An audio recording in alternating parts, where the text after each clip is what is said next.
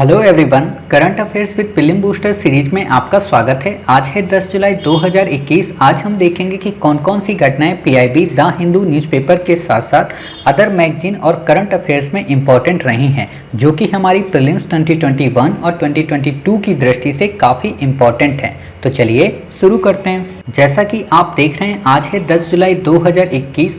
आज हम देखेंगे कि पीआईबी में, करंट अफेयर्स में और श्री आईएएस एकेडमी के अदर इंपॉर्टेंट आर्टिकल्स में कौन कौन सी घटनाएं इंपॉर्टेंट रही हैं। आज का हमारा जो पहला आर्टिकल है वो है जीका वायरस को लेकर। काफ़ी इंपॉर्टेंट आर्टिकल है। पता होना चाहिए कि जीका वायरस वास्तव में एक मच्छर जनित फ्लेवी वायरस रोग है। ध्यान देना, ये वायरस से जनित रोग है, ना कि परजीवी या पैरासाइट से।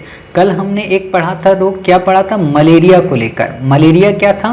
ये वायरस जनित नहीं था, बल्कि ये क्या था? पैरासाइटिक रोग था। ठीक है, तो आप ये चीज़ समझ गए, जो कि प्लाज्मोडियम पैरासाइट के कारण होता है। आपको क्वेश्चन दे देगा और इस बार क्वेश्चन ऐसा आने की बहुत संभावना है कि आपको वायरस जनित रोग एक दे दें, आपको यहाँ पे मलेरिया से रिलेटेड पैरासाइट्स के दे दें। तो हम कोशिश करेंगे कि आगे एक दो दिन में आने वाली जो हमारी पीडीएफ होगी उसमें हम एक साथ लिस्टेड कर दें। ठीक है, ताकि आपको कोई दिक्कत ना हो। क्लियर? एडीज जो मच्छर होता है वो केवल जीका वायरस के लिए उत्तरदायी नहीं होता है।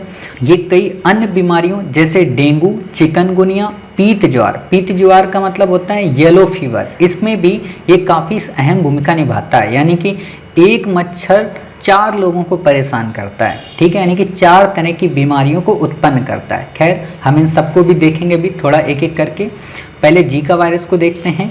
जीका वायरस की खास बात क्या होती है कि ये गर्भावस्था के दौरान माँ से भ्रूण में भी आ जाती है। ठीक है, तो यानी कि अगर माँ गर्भवती है तो भी उसके भ्रूण में जीका वायरस का संक्रमण हो सकता है। भ्रूण का मतलब जिसमें बच्चा पलता है। ठीक है, यौन संपर्क में आने से भी जीका वायरस संक्रमित होता है, यानी कि एक व्यक्ति से दूसरे व्यक्ति में फैलता है। अगर कोई व्यक्ति फिजिकली अटैक करता है तो भी जीका वायरस का संक्रमण होता है। ठीक है, ब्लड से, रक्त से भी जीका वायरस का संक्रमण होता है। आपने कई बार देखा होगा, कई जो नशेड़ी टाइप के लोग होते हैं वो इंजेक्शन से ड्रग्स वगैरह को लेते हैं, तो उस इंजेक्शन में ब्लड के आने जाने से भी इस चीज़ की दिक्कत होती है। रक्त उत्पादों के आदान से, मतलब जब आप ब्लड डोनेशन करते हैं और अगर आपको जीका वायरस है और किसी दूसरे को उसी ब्लड को चढ़ा दिया गया तो उसे भी हो जाएगा।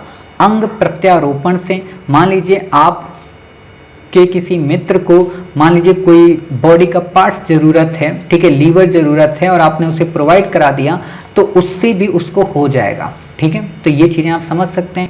इतनी बातें आपको याद रखनी है। क्या इसके लिए कोई टीका या दवा है? तो नहीं, इसके लिए कोई टीका या दवा नहीं है। अब दिमाग में आया होगा कि सर टीका और दवा में डिफरेंस क्या होता है? टीका को इंग्लिश में कहते हैं वैक्सीन, दवा को इंग्लिश में कहते हैं ड्रग्स।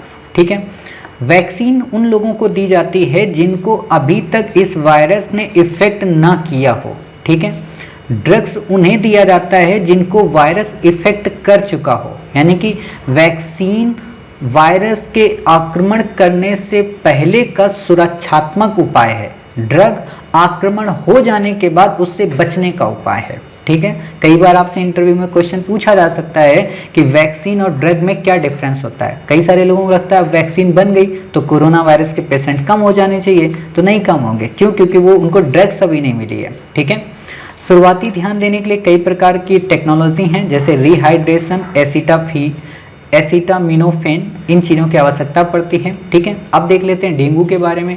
डेंगू भी एक मच्छर जनित वायरस रोग है। इसका एक टीका उपलब्ध है जिसका नाम है CYD-TDV या डेंगू वैक्सिया, है ना। इससे ज़्यादा आपको यहाँ पे नहीं याद रखना है। चिकनगुनिया की बात करें तो ये भी मच्छर जनित वायरस के कारण होता है, लेकिन इसका ना तो कोई टीका है ना ही कोई एंटीवायरल दवा है, यानी कि इसकी भी कोई एक ड्रग्स नहीं है। ठीक है, तो इतनी बातें आप समझ गए।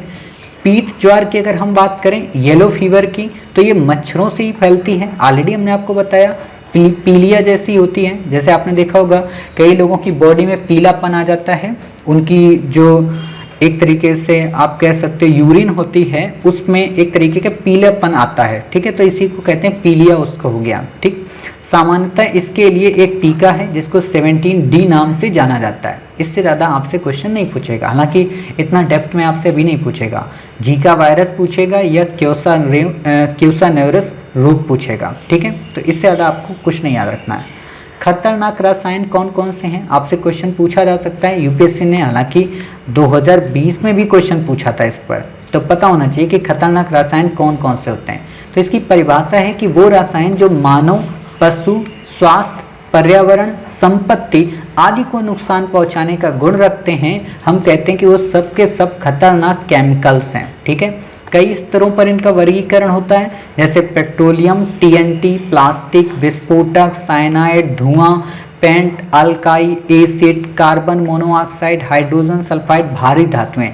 यानी कि ये सब के सब क्या हैं, एक तरीके से प्रदूषक पदार्थ हैं, खतरनाक रासायनिक पदार्थ हैं। ठीक है, सबसे ज़्यादा जो खतरनाक रासायनिक पदार्थों में मौत होती है वो लोगों को शीशे से होती है, लेड की मात्रा से। आप में से अधिकांश बच्चों ने 2014 के आसपास या 2015 के आसपास एक कंट्रोवर्सी सुनी होगी कि मैगी में लेड की मात्रा पाई गई है। ठीक है, तो इसलिए सबसे ज़्यादा मौतें इसी से होती हैं। धूल, धुआं, गैस, इनसे भी लोगों की मौतें होती हैं, लेकिन ये लेड की अपेक्षा काफ़ी कम है। अन्य कौन सी हैं? आर्सेनिक है, एस्बेस्टस है, बेंजीन है। इनका क्रम है, यानी सबसे ज़्यादा शीशे से, फिर धूल से, फिर धुआं से, फिर गैस से, फिर आर्सेनिक से, एस्बेस्टस से, फिर बेंजीन से। ठीक है, अब इम्पॉर्टेंट ये है कि इंटरनेशनल लेवल पर इससे रिलेटेड कौन से वर्क किए गए हैं। तो स्टॉकहोम कन्वेंशन है जो कि खतरनाक अपशिष्ट रसायनों से निपटती है, भारत ने इसको साइन किया हुआ है। आपसे क्वेश्चन पूछा जा सकता है कि क्या भारत ने स्टॉकहोम कन्वेंशन को साइन किया है, तो हाँ किया है। क्या भारत स्टॉकहोम कन्वेंशन किससे संबंधित है, तो आप बता देंगे कि स्टॉकहोम कन्वेंशन कचरे से संबंधित है या कहीं खतरनाक रसायन से संबंधित है। ठीक है, दूसरी बात जो आपसे पूछी जाएगी रॉटरडैम कन्वेंशन को लेकर, तो आप बता देंगे कि रॉटरडैम कन्वेंशन भी एक तरीके से खतरनाक अपशिष्टों के व्यापार नियमन से रिलेटेड होती है। ठीक है, इससे ज़्यादा आपको यहाँ पे कुछ भी नहीं याद रखना है। भारत इसका हस्ताक्षर करता है, क्लियर। तो इतनी बातें आप समझ गए। लास्ट कन्वेंशन है बेसल कन्वेंशन भी भारत ने साइन कर रखी, ये भी रसायन से रिलेटेड है। अब एक बात बताइए, एक दो दिन पहले हमने आपको एक क्वेश्चन दिया था ई कचरा से रिलेटेड, तो वहाँ पे आपको ये तीनों की तीनों कन्वेंशन लिंक करनी है। ठीक है, तो आप समझ गए कि प्रीलिम को हम मेंस में भी कैसे यूज कर सकते हैं। भारत ने रासायनिक हथियार जो सम्मेलन है उसको भी साइन किया हुआ है ताकि जो केमिकल वेपन्स हैं उनको रोका जा सके।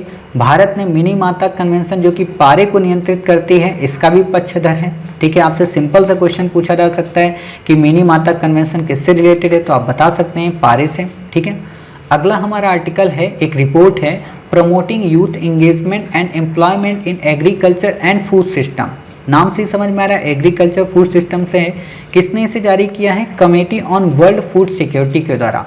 आपको यहाँ पे कंफ्यूज कराने के लिए दे देगा FAO के द्वारा, यानी कि फूड एग्रीकल्चर ऑर्गेनाइजेशन। तो आप कहेंगे नहीं साहब, इसे committee on world food security के द्वारा जारी किया गया। वैसे आपसे पूछेगा नहीं, बट आपको याद होना चाहिए। ठीक है, माया रोड मैप क्या है? वास्तव में माया रोड मैप इसी से रिलेटेड है, एग्रीकल्चर से, ताकि यूथ को अट्रैक्ट किया जाए, उन्हें मोटिवेट किया जा सके कि वो एग्रीकल्चर के फील्ड में जो एम्प्लॉयमेंट है उसको जनरेट करें, उसमें इनोवेशन करें और एग्रीकल्चर में रेवोल्यूशन लाने की कोशिश करें। आर्या क्या है? आर्या भी इसी चीज़ से रिलेटेड है, attracting and retaining youth in agriculture. Clear? तो आप समझ गए कि यूथ को एग्रीकल्चर में अट्रैक्ट करना, उनको जॉब की नई अपॉर्चुनिटीज़ प्रोवाइड कराना, इनोवेशन के लिए उनको प्रमोट करना। आपसे सिंपल क्वेश्चन पूछेगा, हाल ही में चर्चा में रहा आर्या और माया क्या हैं, तो आप बता सकते हैं कि ये दोनों एग्रीकल्चर से रिलेटेड हैं। अगला हमारा आर्टिकल है OIC। अभी एक दो दिन पहले आपने हमसे पढ़ा था OPEC के बारे में।